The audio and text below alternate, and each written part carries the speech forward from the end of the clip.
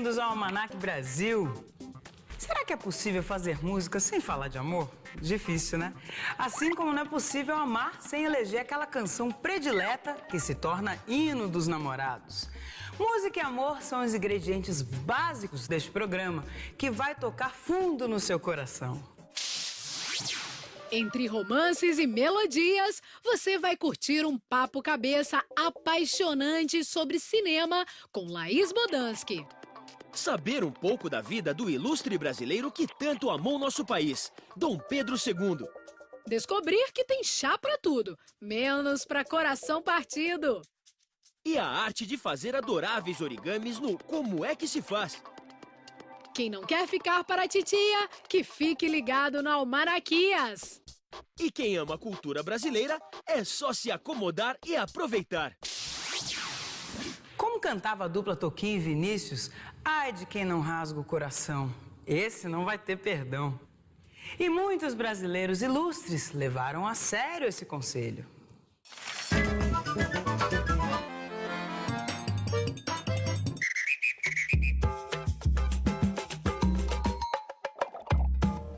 O primeiro amor de Luiz Carlos Prestes começou como um disfarce. Nos anos 30, exilado em Moscou, ele recebeu como missão voltar ao Brasil para participar da luta contra o fascismo e o integralismo de Plínio Salgado. A responsável por sua segurança era a alemã Olga Benário. Para não dar na vista durante a viagem, os dois simulavam ser um casal em lua de mel. Tiveram que dividir camarotes de navio e quartos de hotel. E pouco a pouco, o que era disfarce acabou virando paixão verdadeira e duradoura. Outro amor à prova de fogo foi o de Giuseppe e Anita Garibaldi. Durante a Guerra dos Farrapos, o revolucionário italiano passou por Santa Catarina, onde conheceu Anita. A mocinha vinha de um casamento arranjado e sem amor. Foi paixão irreversível. Compartilhando seus ideais, Anita abandonou tudo para seguir Garibaldi. Corajosa como poucos, lutou ao lado dele no Brasil, no Uruguai e na Itália. Nem a gravidez a impedia de empunhar armas. Por suas lutas pela liberdade nos dois continentes, Giuseppe e Anita foram chamados de herói e heroína de dois mundos. E agora vamos conversar com uma cineasta brasileira apaixonada pelo que faz. Laís Bodansky é a nossa convidada especial do Papo Cabeça.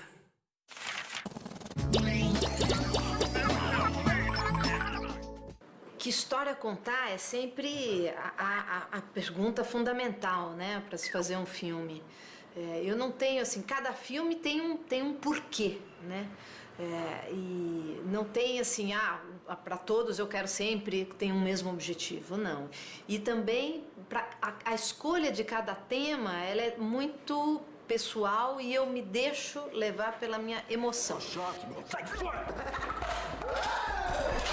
Eu gosto muito de observar o mundo, tentar reproduzir, ser fiel ao máximo. Respeitar a vida como ela é, né? Ela é muito mais surpreendente do que só a nossa imaginação. A nossa imaginação ajuda muito, mas a vida real, se você parar para observar, ela já é cheia de grandes histórias, né? E assim foi no Bicho, no Chega de Saudade, nas Melhores Coisas do Mundo. Foram filmes construídos com os ouvidos, né? A gente ouviu muito, observou muito e aí, de uma certa forma, fez uma grande brincadeira de transformar isso numa história de ficção. Eu acho que a interpretação e a construção, começa na construção das personagens, a lógica da personagem tem que corresponder à lógica da vida como ela é. Você acredita, né? Tem uma verdade embutida na história, nas personagens. Eu me encantei pelo momento. Então, assim, essa busca no detalhe, né, assim, na precisão, eu adoro enganar os outros de verdade, né, até o fim. E no segundo bloco tem mais Laís Bodansky para você. E agora é hora de ouvir a Almanaquias, que adora descobrir palavras inusitadas para testar nosso vocabulário.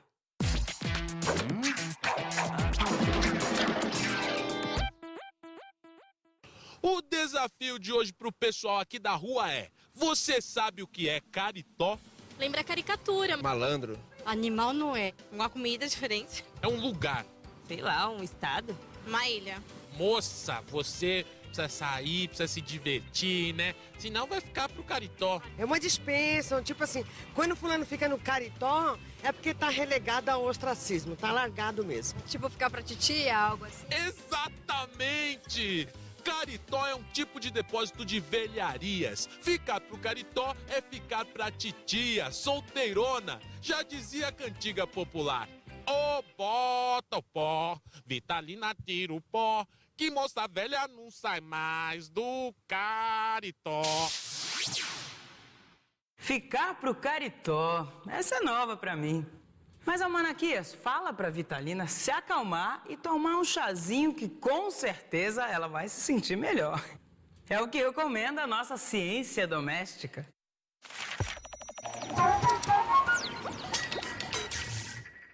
O chá realmente é bom. A gente toma e se sente bem mesmo. Todos os chás usados pela população têm um efeito benéfico. Então tem o planta calmante, tem o planta digestiva, tem o planta analgésica. Esse aqui é o jamaracaru e a disciplina, serve para o rins. O erva doce, para gases, para o estômago. Jatobá é para tosse. O rins é o chá do quebra-pedra. O quebra-pedra gosta de crescer em frestas de parede. Onde tem um rachadinho, ela cresce. E ela tem um sistema de raiz tão forte que ela vai crescendo e vai quebrando as pedras em volta. Daí ela chama quebra-pedra, não para o cálculo renal. A cura depende essencialmente do paciente, se ele vai seguir as orientações corretas para tomá-lo. A infusão é aquecer a água e não ferver. Não fervo, só esquenta, morno. Até ela chegar para uma temperatura de 40 graus no máximo. Mas é o seguinte, tem que fazer a dosagem certa, não é só chegar, comprar e levar. Igualmente como você pegar um vidro de antibiótico, você não vai poder virar ele todo de uma vez na boca. Tem chá para tudo. Tem chá para gastrite, chá para o fígado. Chá para tudo que tem direito. É uma beleza. Depois desse chá de sabedoria popular, é hora de se divertir com histórias curiosas do passado. Você sabia que se não fosse o romântico Ronivon, os anárquicos mutantes talvez não se chamassem mutantes?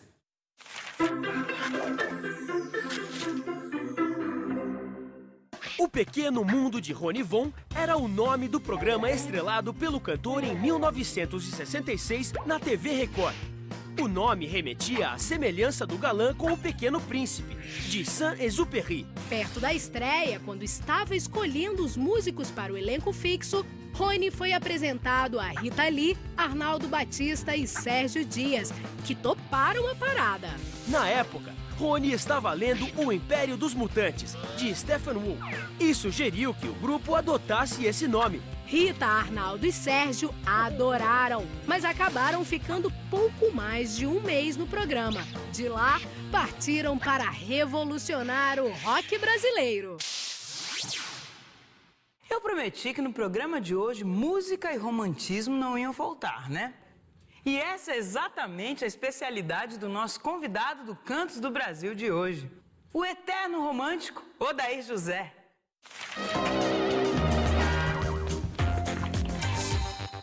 Cadê você que nunca mais apareceu aqui? Eu, quando tinha 7 anos de idade, pedi ao meu pai um violão. Eu sou lá de Goiás, né? Nasci em Goiás. Pedi ao meu pai um violão e ele me deu um cavaquinho de presente. Que acho que pelo meu tamanho, o violão era aquele. Eu morava numa cidade chamada Morrinhos, que é interior de Goiás. Fui para Goiânia, que era já uma coisa maior. Aí você conhece um aqui, conhece um ali. Já veio o evento da banda dos Beatles, aquelas coisas todas, e outras músicas paralelas. E eu fui me interessando por música. Eu acho que com 14 anos eu já era compositor. Olha, eu já fiz as contas e passei a régua. Estou querendo volta, estou pedindo trégua. E com uns 16 para 17 eu já pensava em vir para São Paulo. Que tentei até fazer isso, mas o meu irmão foi avisado que eu estava dentro de um ônibus e me tirou de lá, meu irmão mais velho. E aí no ano seguinte eu fui para o Rio de Janeiro. Porque São Paulo ficou meio que trauma para mim. Aí fui para o Rio de Janeiro, cheguei no Rio em 67 para 8, 68. E em 70 gravei meu primeiro disco. Tudo acabado,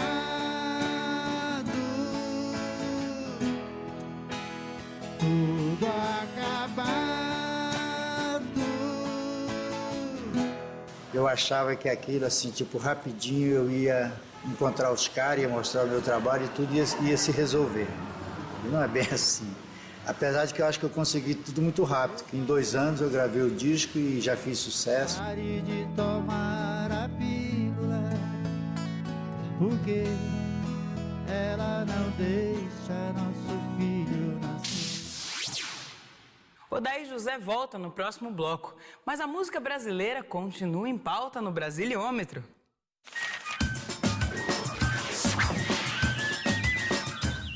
Eu quero saber quem foi a primeira brasileira a romper a barreira de 1 milhão de discos vendidos. Casella, Gal Costa.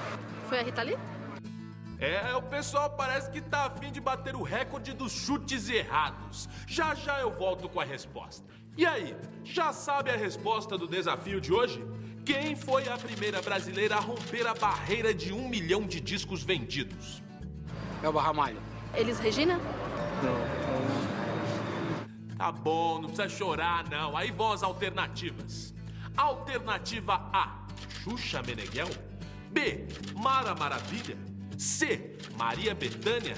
Ou D, Carmen Miranda. A Mara Maravilha. Carmen Miranda. Xuxa. Maria Bethânia. É isso aí! Parabéns! A recordista em questão é a nossa grande Maria Bethânia, com o LP Álibi de 1978. Quando se tem o álibi de ter nascido ávido. Esse disco da Maria Bethânia certamente embalou muitos romances, com sucessos como Explode Coração e O Meu Amor.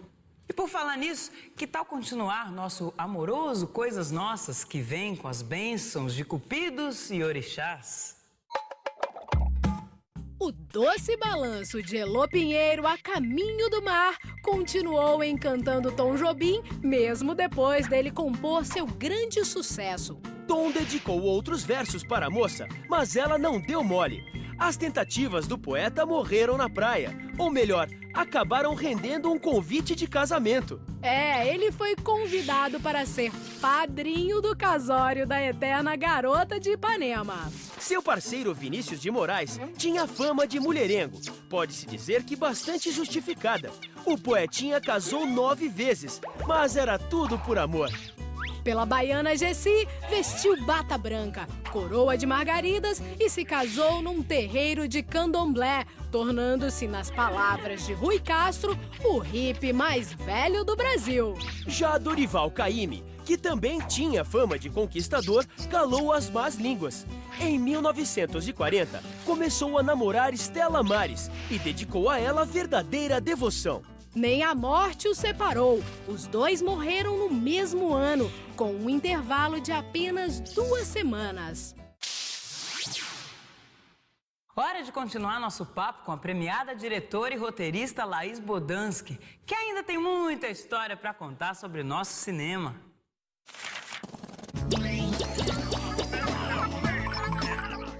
A gente fazia os filmes, demora, custa caro, aí quando fica pronto você mostra para os amigos, numa mostra, num festival e acabou. Era muito frustrante. E aí a gente resolveu a gente mesmo projetar, não só os nossos próprios filmes, mas toda uma leva de filmes de curta-metragem. E a gente resolveu então também escolher um público. E a gente escolheu um público que não tinha acesso a essa informação, nem sabia que existia uma produção tão bacana de filmes brasileiros. Como é que chama isso? Claro que sei! A gente ficou 8 anos com esse projeto nesse formato Mambembe, que era o Cine Mambembe, mas buscando um patrocínio para tornar ele um formato bacana, profissional, que isso aconteceu já há quase 7 anos, isso aconteceu. Hoje são 2 salas de cinema itinerantes, uma sala mesmo, que monta e desmonta. E o projeto, ele vive lotado, né? Assim, ele na verdade, ele é um sucesso. As pessoas gostam e as crianças, principalmente, né? O filme acaba, né? Aí eles saem da sala e voltam para a fila para ver o mesmo filme outra vez. Ou seja, é o cinema É a diversão, mas é a brincadeira de entrar na sala escura, com os amigos, né? A experiência sensorial da sala de cinema, né? São tantas as verdades embutidas em um filme, né? E entender essa complexidade, né? Que é entender a vida, né? A vida não tem assim, o certo e o errado. Tem o certo e o errado, tudo ao mesmo tempo agora. Ai, meu Deus, agora vai pegar fogo aqui no Almanac Brasil com o achado do nosso baú. Quero só ver quem vai conseguir ficar parado depois de lembrar e ouvir o ritmo da lambada.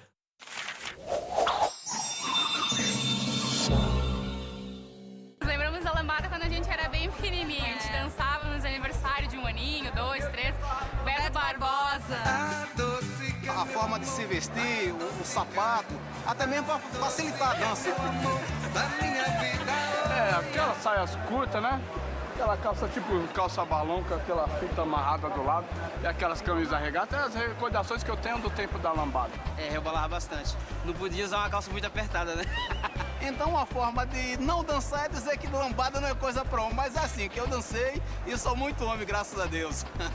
Flores no cabelo. Aquelas argolas pra pôr na orelha. Maravilhoso, uma época realmente, volto a dizer, muito boa. Chorando se foi, quem um dia só me fez chorar.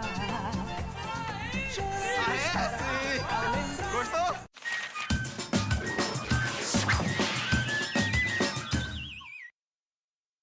Sabe quando você chega em casa e descobre que o cachorro deixou uma lembrancinha no tapete felpudo? Tá russo. O seu boletim tem mais notas vermelhas que o hino do Partidão? A mamãe encontrou os cacos daquele vaso que você quebrou? Russo, russo, russo. Pois é, quando pinta um problema quase insustentável, a gente costuma dizer que tá russo.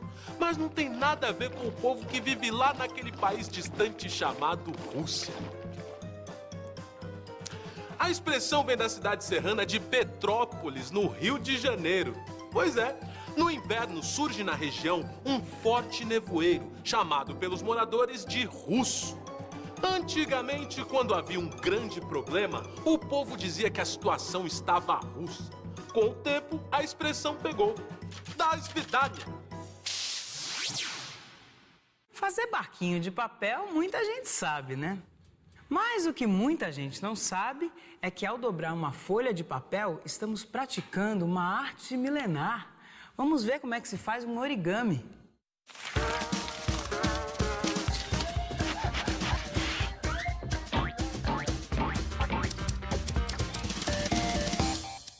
A palavra origami é de origem japonesa.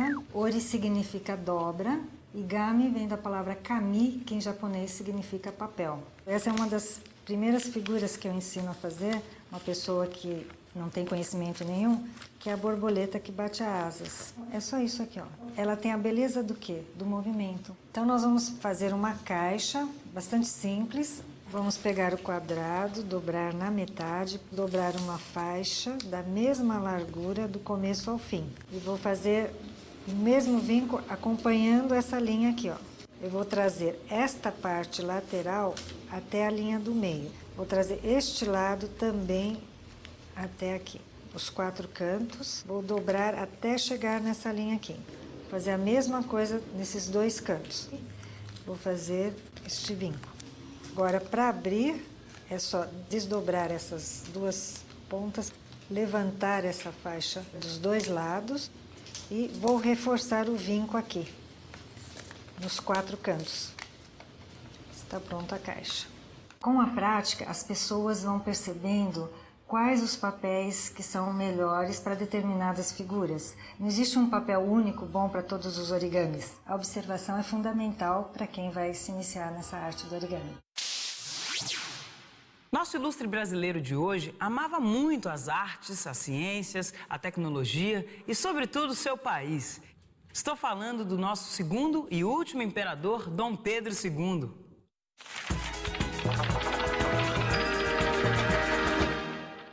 Em 1825, nascia no Rio de Janeiro o 7º filho de Dom Pedro I, Pedro de Alcântara, príncipe do Brasil. O menino se despediu para sempre dos pais com apenas 5 anos, quando eles partiram para Portugal. Solitário e apaixonado pelos livros, foi nomeado imperador do Brasil aos 14 anos e reinou por quase 5 décadas. Fascinado pelas ciências e pelas artes, Pedro II foi um grande mecenas. Patrocinou até os estudos do compositor Carlos Gomes, na Itália.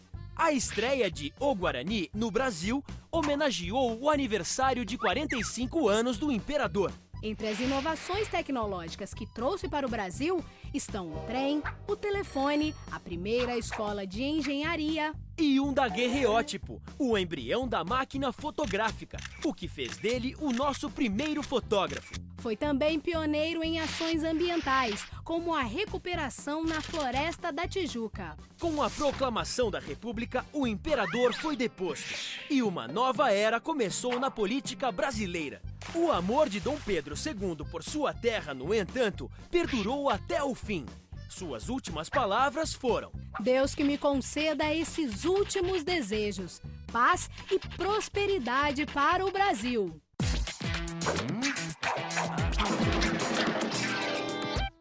Aí vou eu com mais um desafio. Eu quero ver quem sabe quem é o dono destes olhos. Ele é mineiro, o nome verdadeiro dele é Vanderlei Alves dos Reis. Vixe. Algum artista? Sim. Fábio Júnior? Raul Cortez. Ele não ficou conhecido, não ficou famoso como Vanderlei Alves dos Reis, mas os seus discos são famosos por terem títulos lascivos, como Obsceno, Fêmea. Fagner. Tem o outro cara lá, o da calcinha lá, que só joga calcinha pra ele, esqueci o nome dele, mano. É o Vando. Muito bem, é o Vando. Este mineiro de Cajuri é autor de grandes sucessos como Fogo e Paixão. Você é luz, é raio, estrela e luar. A música e a paixão continuam rolando soltas aqui no Almanac Brasil. Agora, vamos ouvir um pouco mais dos cantos do goiano Odair José.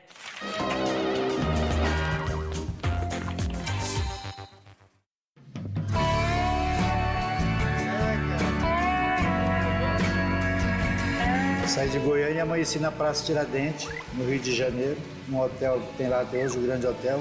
Inclusive estou fazendo um CD agora com a produção do Zé Cabaleiro que chama Praça Tiradentes, por conta dessa minha chegada lá, tem uma música. Preciso voltar mais uma vez com você lá na praça. O dinheiro acabou e eu fui obrigado de repente a sair do hotel, dormi uma noite ou outra. A primeira noite dormi na escadaria do Municipal, na segunda noite já fui dormir na praia, e assim foi. E fui morar em casa de estudante e tocar na noite. Toquei em todos aqueles barzinhos que você pode imaginar que tinha ali da Praça Mauá até Copacabana. Tudo por ali eu andava e tocava. Que saudade da professorinha. Você tinha que tocar música dos caras da Mangueira, do Cartola, você tinha que tocar o Ataúfo, você tinha que tocar o Ciro Monteiro, você tinha que tocar Dolores Durão, o Lupicino Rodrigues, que era uma coisa da noite. Você tinha que tocar o samba carioca. Deixa essa vergonha de lado, pois nada disso tem valor. Aí quando eu fui gravar disco, eu aprendi com as pessoas que eu fui procurar que a minha música que eu tinha trazido de Goiânia era muito inocente, não servia. E eu comecei a fazer ali, né, da minha maneira. Acho que eu fiz uma coisa, um resultado de tudo isso dentro do meu aprendizado com a minha capacidade. Eu não fiz nem o Chico Buarque, acho que não fiz nem o Roberto Carlos, nem os Beatles, não fiz nada. Eu fiz o que eu aprendi a fazer. Então acho que é um estilo de rua, um estilo do ouvido. Você escuta e vai tentando. Eu vou levar você pra ficar comigo e não interessa o que os outros vão pensar. Com os cantos de Odair José, chegamos ao final de mais um Almanac Brasil. E para fechar, tomo emprestadas as palavras do republicano Rui Barbosa, em discurso de homenagem póstuma ao nosso ilustre brasileiro de hoje. Os que fizeram a República Federativa não têm reivindicações contra as cinzas do velho imperador, cujas virtudes eram muito maiores do que os seus defeitos. Na própria Galeria Republicana há, portanto, um lugar e grande para Dom Pedro II.